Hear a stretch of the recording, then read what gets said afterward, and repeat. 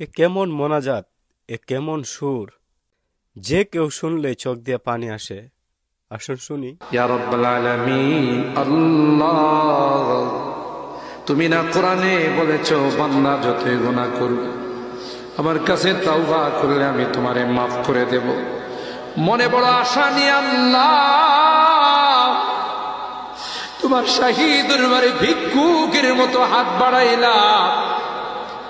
তুমি যদি ক্ষমা না করো, কে আমাদেরকে ক্ষমা করবে? কে আমাদের মাফ করবে?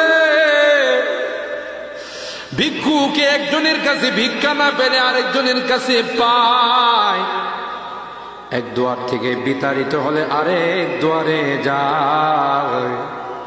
তোমার দরবার থেকে যদি মাহরুম হয়ে যায়, বিতাড়িত হয়ে যায়, কার কাছে যাব?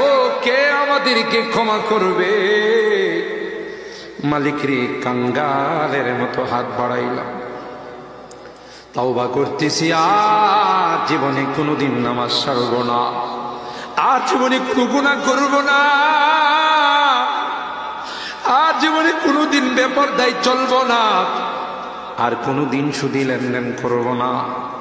কিয়ামতের কঠিন ময়দানে আমাদেরকে তুমি গুনাহগার বলে ডাক দিও না।